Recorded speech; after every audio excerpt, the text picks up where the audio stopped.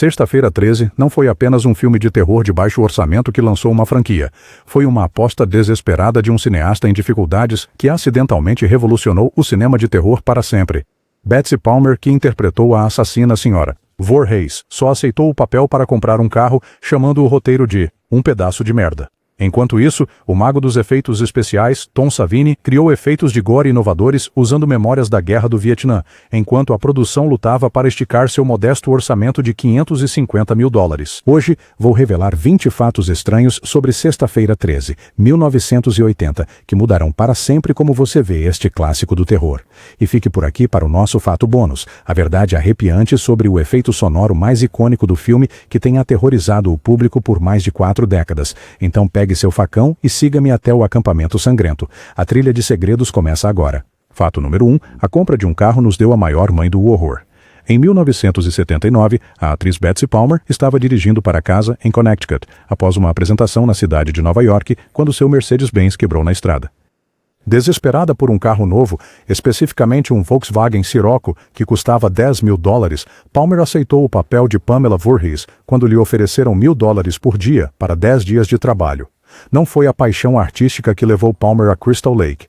Era uma necessidade automotiva. "Que porcaria! Ninguém nunca vai ver isso", declarou Palmer após ler o roteiro. A respeitada atriz, conhecida principalmente por programas de jogos e papéis na Broadway, não conseguia imaginar alguém assistindo a este filme de terror de baixo orçamento. Mal sabia ela que estava criando um dos vilões mais memoráveis do cinema, um personagem que acabaria definindo sua carreira mais do que qualquer outro papel. O desdém de Palmer não a impediu de se dedicar totalmente ao papel. Ela criou uma história de fundo elaborada para a Sra. Voorhees, imaginando-a como uma mãe adolescente ostracizada pelos pais, após engravidar de Jason fora do casamento. Essa profundidade psicológica transformou o que poderia ter sido uma assassina unidimensional em uma mãe enlouquecida por um luto não processado e uma vingança justa. Fato número 2. Um veterano do Vietnã criou o gore. Tom Savini não era apenas um artista de efeitos especiais qualquer quando Sean Cunningham o contratou para criar as mortes horríveis do filme. Ele era um fotógrafo de combate que havia documentado carnificina real na Guerra do Vietnã. Não era magia do cinema que informava aquelas mortes inesquecíveis, era trauma real de campo de batalha. "Eu vi muita violência anatômica correta em primeira mão", explicou Savini mais tarde. "Se criamos um corpo morto, há uma certa sensação que você tem ao ver a coisa real." Essa experiência horrível do mundo real deu aos efeitos de Savini uma autenticidade perturbadora que outros filmes de terror não tinham. Enquanto os concorrentes usavam sangue teatral vermelho vivo, Savini sabia que o sangue real escurece rapidamente, tornando-se amarronzado à medida que seca.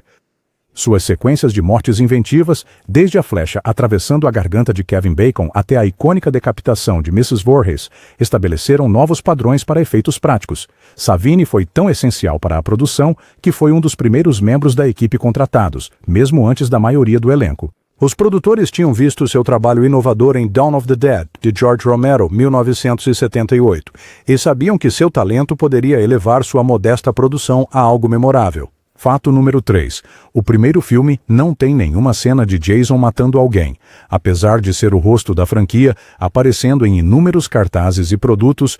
Jason Voorhees não mata uma única pessoa no original Sexta-feira 13. Não era Jason perseguindo os monitores pela floresta, era sua mãe de 50 e poucos anos em um suéter de tricô. Este pode ser o maior engodo da franquia. O assassino mascarado de hóquei que definiu a série só adotaria seu visual característico no terceiro filme. No original, Jason aparece apenas brevemente, uma vez como criança em um flashback, e depois na cena final de susto, onde ele salta do lago para agarrar Alice. Isso nem era para ser real. Foi concebido como uma sequência de sonho inspirada pelo final de Carrie. A ideia de que Jason retornaria como o assassino nas sequências não fazia parte do plano original. O diretor Sean Cunningham não gostou do conceito quando foi proposto para a parte 2, chamando-o de estúpido e recusando-se a dirigir a sequência. Mais tarde, ele admitiu que estava completamente errado depois que Jason se tornou um ícone do terror. O elemento mais reconhecível da franquia, um assassino mascarado corpulento chamado Jason, foi essencialmente uma ideia tardia, adicionada ao que era para ser um filme independente. Fato número 4. Uma cobra de verdade foi morta diante das câmeras. Em uma das histórias de bastidores mais perturbadoras do filme, a cobra que aparece na cena da cabana não era apenas real, ela foi realmente morta durante as filmagens. Não foi um efeito especial ou edição inteligente. Criatura sacrificada para uma cena de filme. Tom Savini sugeriu adicionar a cena da cobra após encontrar uma em sua própria cabana durante a produção. Quando a cena exigia que a cobra fosse morta com um facão, os cineastas decidiram usar uma cobra real e filmar sua morte real. O dono da cobra supostamente ficou fora da câmera chorando enquanto seu animal de estimação era morto para a cena. Este ato chocante de crueldade contra animais seria impensável no cinema moderno, onde regulamentos rigorosos de bem-estar animal governam as produções. A casualidade com que essa decisão foi tomada reflete tanto os padrões diferentes da época quanto a mentalidade de vale-tudo da produção de filmes de terror de baixo orçamento em 1980. Hoje, a cena serve como um lembrete desconfortável de quanto a ética na produção de filmes evoluiu, ao mesmo tempo que representa um dos elementos genuinamente perturbadores em um filme que, de outra forma, está cheio de sangue falso teatral e efeitos protéticos. Fato número 5. O orçamento do filme foi de apenas $550 mil. Em uma época em que filmes de grandes estúdios custavam milhões, Sexta-feira 13 foi produzido por aproximadamente $550 mil, uma quantia irrisória mesmo para os padrões de 1980. Não era uma produção de Hollywood com bolsos fundos, era um filme independente e audacioso, com tudo a provar. Essa restrição financeira moldou todos os aspectos da produção. Os cineastas não podiam pagar estrelas consagradas, o que levou à escolha de desconhecidos como Kevin Bacon. O local remoto de filmagem no Camp Nobi-Bosco, em Blairstown, Nova Jersey, serviu tanto como um cenário atmosférico quanto como uma forma de economizar em taxas de locação e permissões. Apesar dessas limitações, ou talvez por causa delas, o filme arrecadou quase $40 milhões domesticamente e cerca de $60 milhões mundialmente. Esse retorno astronômico sobre o investimento, aproximadamente 109 vezes o seu orçamento de produção, fez dele um dos filmes independentes mais lucrativos já feitos. O sucesso financeiro desencadeou não apenas uma franquia que abrange 12 filmes, mas também ajudou a estabelecer o gênero slasher como um formato comercialmente viável que dominou o horror dos anos 1980. Às vezes, os orçamentos mais apertados inspiram as soluções mais criativas. Fato número 6. Um ator ficou temporariamente cego por causa da maquiagem. Harry Crosby, que interpretou Bill no filme, suportou uma dor excruciante durante sua cena de morte quando sangue falso entrou em seu olho e causou cegueira temporária. Não era apenas atuação quando seu personagem parecia atormentado. Era uma agonia física genuína. A cena exigia que Bill fosse encontrado com flechas perfurando seu corpo, incluindo seu olho. Tom Savini criou um efeito protético, mas o sangue cenográfico que ele aplicou começou a queimar o olho de Crosby durante as filmagens. Se você assistir de perto, pode ver o olho dele se contraindo incontrolavelmente de dor. De acordo com alguns relatos, Crosby permaneceu parcialmente cego por 6 meses após o incidente. Savini mais tarde admitiu que não sabia na época que existiam formulações especiais de sangue para uso próximo a áreas sensíveis como os olhos. Este doloroso incidente exemplifica os perigos enfrentados por atores em produções de baixo orçamento, onde os protocolos de segurança podem ser menos rigorosos do que em grandes estúdios. Ironicamente, Crosby, filho do famoso cantor Bing Crosby, sofreu por um filme que se tornaria muito mais reconhecido do que a maioria de seus outros trabalhos como ator, ligando-o para sempre a um momento doloroso na história do terror. Fato número 7. O famoso som ki, ma, tem um significado oculto. O efeito sonoro assombroso e distintivo que se tornou a assinatura de áudio da franquia não era um balbucio aleatório.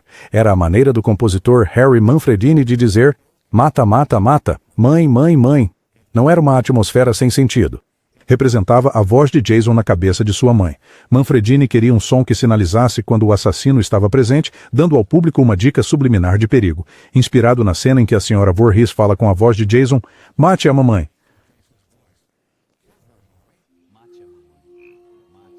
Ele se gravou dizendo as primeiras sílabas de kill e mommy, e depois passou-as por uma máquina de reverberação de eco. O resultado foi o icônico efeito ki, ma, que se tornou inseparável da franquia. Esta técnica de áudio demonstra como um design de som cuidadoso pode elevar um filme de terror além de seus componentes visuais. O som tornou-se tão distintivo que serviu como um identificador para toda a série, aparecendo em cada sequência e até mesmo no reboot de 2009. O que começou como uma solução criativa para um filme de baixo orçamento tornou-se uma das assinaturas de áudio mais reconhecíveis do cinema, provando que ideias inovadoras podem surgir das produções mais modestas. Fato número 8. O local de filmagem ainda é um acampamento ativo de escoteiros. O filme foi Bosco, um acampamento de escoteiros em funcionamento em Blairstown, Nova Jersey, que continua operando hoje. Não era um set de Hollywood decorado para parecer um acampamento de verão. Era um acampamento real, que recebia crianças antes e depois de se tornar Camp Blood. A produção foi filmada durante a baixa temporada, quando não havia escoteiros presentes, mas muitas das estruturas originais vistas no filme permanecem intactas.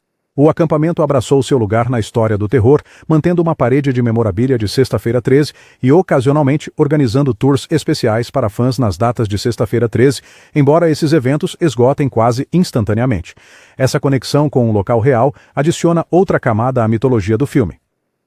Enquanto muitos filmes de terror são filmados em estúdios ou locais fortemente modificados, Sexta-feira 13 usou um cenário autêntico que continua a existir.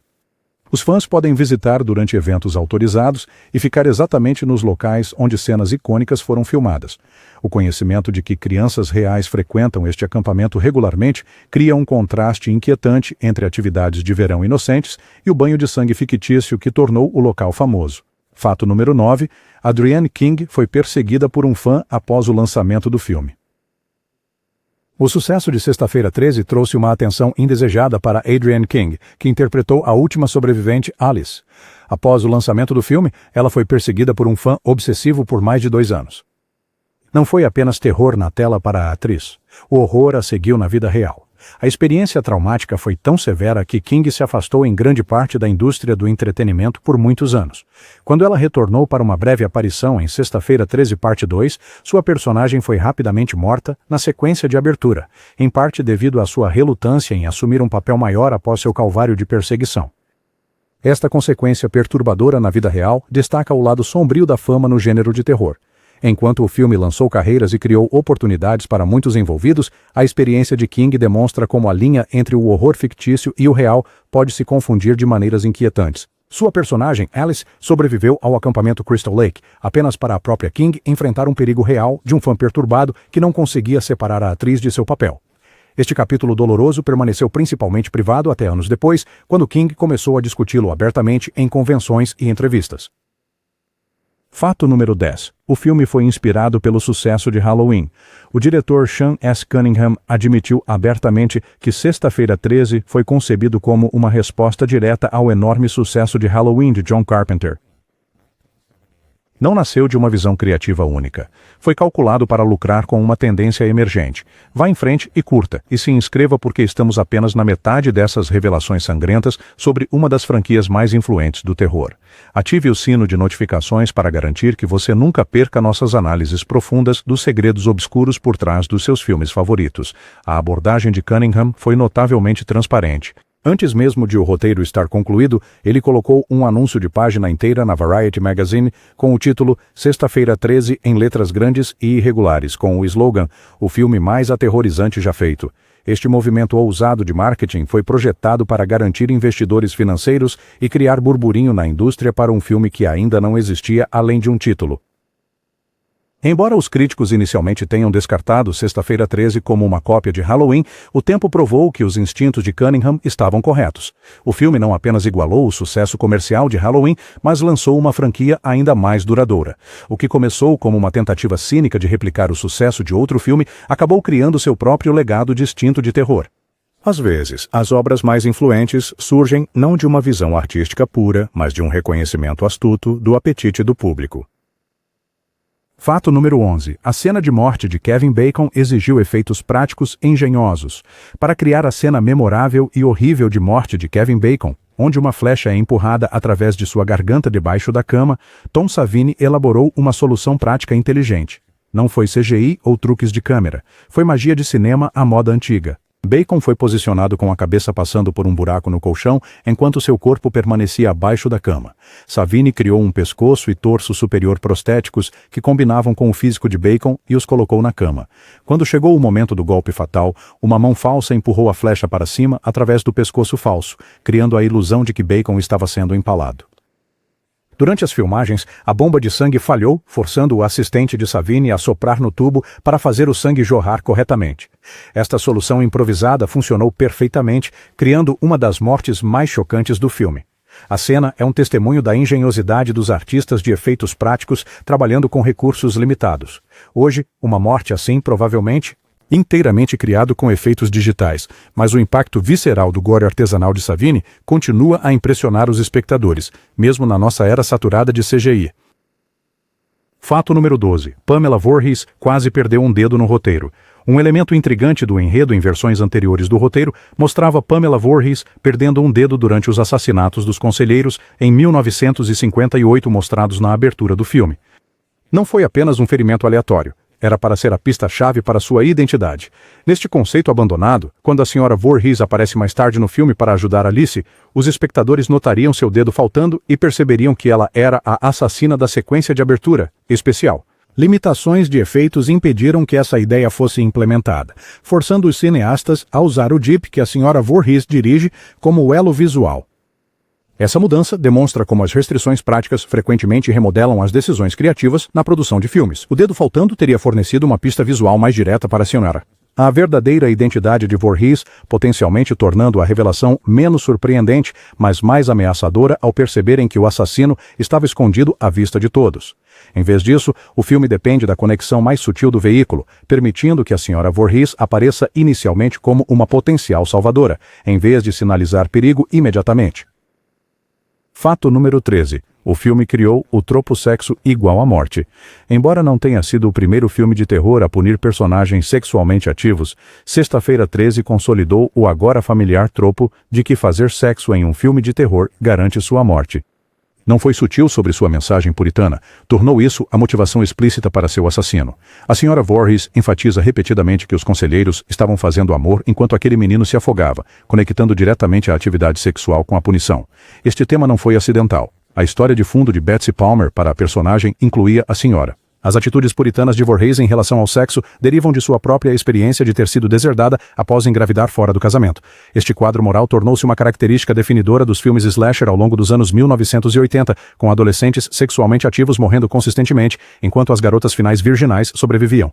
Estudiosos de cinema analisaram extensivamente esse padrão como um reflexo dos valores conservadores americanos durante a era Reagan. O que começou como motivação de personagem para a Sra. Voorhees evoluiu para uma regra não escrita do gênero. Transgrida limites sexuais e pagará com a vida. Essa associação era tão forte que filmes posteriores como Pânico, 1996, puderam satirizá-la como uma convenção conhecida. Fato número 14. O filme desencadeou uma grande guerra de lances após sua conclusão. Sexta-feira 13 provocou uma inesperada disputa entre grandes estúdios de Hollywood com a Paramount Pictures garantindo os direitos de distribuição doméstica. Não foi descartado como lixo de exploração. Foi reconhecido como uma mina de ouro em potencial. Esta competição foi particularmente surpreendente, dado as origens modestas do filme e seu conteúdo gráfico. A aquisição pela Paramount representou um momento decisivo quando grandes estúdios começaram a reconhecer o potencial comercial de filmes de terror produzidos de forma independente. Para uma produção independente conseguir distribuição por um estúdio tão prestigiado como a Paramount era quase inédito para este tipo de terror gráfico. A guerra de lances resultou no filme recebendo uma distribuição teatral mais ampla do que a maioria das produções independentes de terror da época. A Paramount inicialmente lançou em cinemas limitados, mas rapidamente expandiu para mais de 1.100 telas com base no forte desempenho inicial. Essa distribuição mainstream ajudou Sexta-feira 13 a alcançar públicos que talvez nunca tivessem encontrado o filme nos cinemas Grindhouse, onde esse tipo de conteúdo violento normalmente era exibido, contribuindo significativamente para seu enorme sucesso financeiro e impacto cultural. Fato número 15. O diretor original nunca voltou à franquia. Apesar de criar uma das franquias de terror mais bem-sucedidas, o diretor Sean S. Cunningham nunca dirigiu outro filme de Sexta-feira 13 após o original. Não era que ele não tivesse oportunidades. Ele ativamente rejeitou o envolvimento com as sequências. A resistência de Cunningham surgiu em parte de sua aversão à direção sobrenatural que a série tomou com o retorno de Jason na parte 2. Ele havia concebido o original como um thriller único, com um assassino humano motivado por luto e vingança, não como a plataforma de lançamento para um monstro imparável semelhante a um zumbi. Quando Jason colocou sua icônica máscara de hóquei na parte 3, a franquia já havia evoluído muito além da visão inicial de Cunningham. Embora Cunningham tenha mantido o crédito de produtor em muitas sequências, sua contribuição criativa diminuiu significativamente. Ele passou para outros projetos, incluindo o filme de terror House, 1985, e o filme de ação Deep Star Six, nunca recuperando o sucesso comercial de sua obra mais famosa. Sua saída da cadeira de diretor representa quão rapidamente os criadores podem perder o controle de suas ideias mais bem-sucedidas, uma vez que se tornam com considerações comerciais frequentemente superando a intenção artística original. Fato número 16. Uma guerra de lances quase matou o título. O filme quase perdeu seu título icônico devido a uma ameaça legal dos criadores de um obscuro filme de 1972, também chamado Sexta-feira 13, O Órfão. Não foi fácil garantir o título perfeito de terror. Exigiu manobras nos bastidores. De acordo com o distribuidor George Mansour, alguém ameaçou processar devido à semelhança do título. O problema foi aparentemente resolvido quando o produtor Phil Scuderi os pagou, embora os detalhes específicos permaneçam obscuros. Essa manobra legal salvou o que havia se tornado um valioso ativo de marketing, já que Cunningham já estava anunciando o filme sob o título Sexta-feira 13. O título era crucial para a identidade e o apelo de marketing do filme, carregando associações supersticiosas embutidas que se adequavam perfeitamente a um filme de terror. Cunningham já havia reconhecido seu poder antes mesmo do roteiro ser escrito, entendendo que o significado cultural da data como um dia de azar ressoaria com o público. Seu instinto provou estar correto. O título se tornou tão sinônimo de terror que é difícil imaginar a franquia com outro nome. Este quase acidente demonstra como até questões legais aparentemente menores podem ameaçar aspectos fundamentais da identidade de um filme. Fato número 17. As condições de filmagem eram genuinamente desconfortáveis. Muitos membros do elenco e da equipe ficaram em hotéis locais durante a produção, mas alguns dos mais dedicados, incluindo Tom Savini, realmente viveram no acampamento durante as filmagens. Não eram acomodações confortáveis em trailers, era um desconforto autêntico e rústico. Esses membros dedicados da equipe tinham acesso apenas ao VCR Betamax de Savini e a alguns filmes, incluindo Barbarella e Marathon Man, para se entreterem durante o tempo livre. A localização isolada, as temperaturas frias de outono e as acomodações básicas criaram um ambiente que espelhava o cenário do filme, potencialmente contribuindo para a sensação autêntica de desconforto que permeia o produto final. As limitações da produção se estendiam além das acomodações. A localização remota das filmagens significava acesso limitado a suprimentos adicionais, exigindo soluções engenhosas quando surgiam problemas. Essa engenhosidade é evidente nos efeitos práticos do filme, onde Savini e sua equipe tiveram que trabalhar com o que tinham à disposição. As condições desafiadoras fomentaram uma camaradagem semelhante a um acampamento de verão entre o elenco e a equipe, com muitos posteriormente descrevendo a filmagem como tendo seu próprio charme peculiar, apesar ou talvez por causa das dificuldades. Fato número 18. O roteiro originalmente tinha um final diferente. No roteiro original de Victor Miller, o filme concluía com Alice simplesmente flutuando em uma canoa no Lago Crystal, sem a aparição chocante de Jason emergindo da água. Não foi planejado como um gancho para lançar uma franquia. Foi uma adição tardia que mudou tudo. A ideia de Jason aparecer no final surgiu durante a produção, inspirada pela famosa sequência de sonho no final de Carrie, onde a mão da protagonista surge do túmulo. Essa mudança transformou o que teria sido um final conclusivo em um momento final ambíguo e perturbador que deixou os espectadores inquietos e abriu a porta para sequências. A decisão de adicionar esse final chocante provou ser crucial para o futuro da franquia. Sem a aparição surpresa de Jason, o personagem talvez nunca tivesse retornado como o assassino nos filmes subsequentes. Essa escolha criativa de última hora, talvez mais do que qualquer outro elemento do filme, garantiu o lugar de Sexta-feira 13 na história do terror ao criar seu susto mais memorável e estabelecer seu vilão central.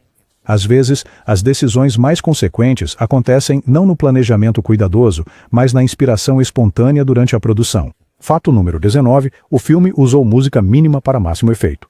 O compositor Harry Manfredini fez a escolha deliberada de usar música apenas quando o assassino estava presente ou prestes a atacar, criando um padrão de áudio distinto que sinalizava perigo. Não era música assustadora do início ao fim. Era um silêncio musical estratégico, quebrado apenas por uma ameaça iminente. Manfredini explicou. Há uma cena em que uma das garotas está montando a área de tiro com arco.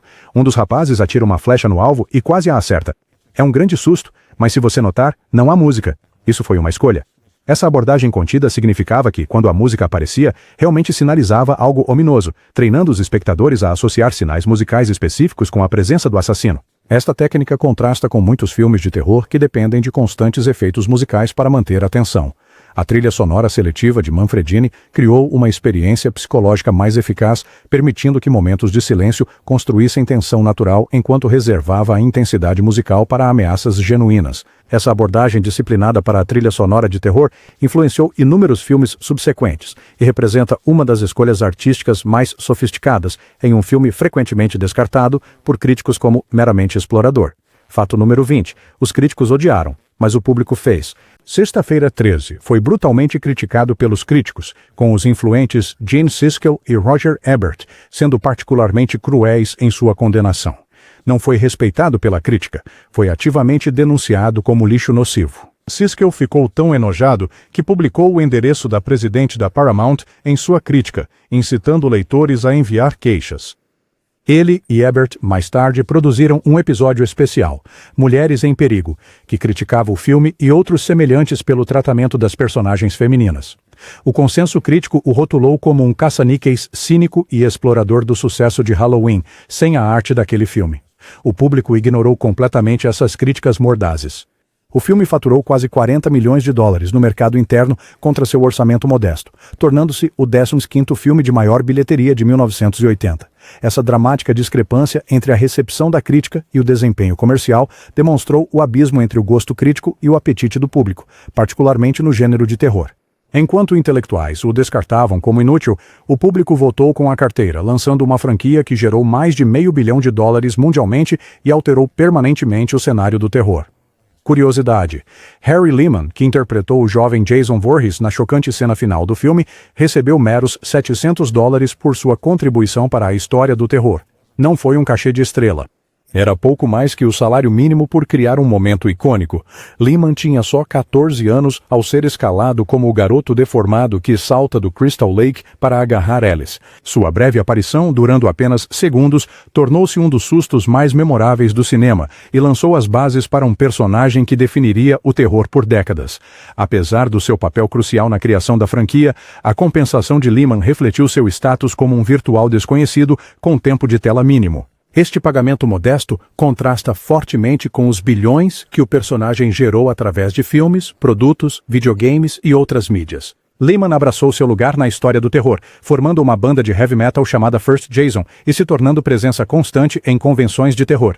Sua experiência representa a economia muitas vezes desequilibrada da produção cinematográfica, onde aqueles que criam momentos icônicos às vezes recebem compensação mínima, enquanto os estúdios colhem lucros enormes e de longo prazo de suas contribuições. Sexta-feira 13 não era para se tornar um fenômeno cultural. Foi um thriller produzido às pressas para capitalizar o sucesso de Halloween, um diretor que antes fazia comédias esportivas e um vilão principal que aceitou o papel só para comprar um carro. No entanto, de alguma forma, esta produção modesta transcendeu suas origens para se tornar uma das franquias definidoras do terror. O impacto duradouro do filme reside na sua perfeita destilação de medos primais, locais isolados, vulnerabilidade em momentos íntimos e a sensação de que pecados passados eventualmente exigem pagamento.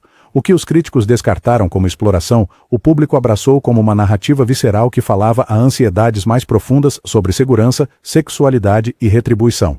Quer o veja como um sucesso independente e inovador ou um mero choque cínico, é inegável que Sexta-feira 13 mudou para sempre o cinema de terror. 4 décadas depois, ainda dissecamos suas influências, analisamos suas técnicas e saltamos com o susto final. Nada mal para um filme que sua própria estrela chamou de porcaria. Se você gostou dessas revelações sangrentas, esmague o botão de curtir e se inscreva para mais mergulhos profundos na história do terror. Só lembre-se, se você ouvir kikiki mamamá enquanto assiste sozinho, talvez verifique se suas portas estão trancadas. O acampamento Crystal Lake sempre faz mais uma vítima.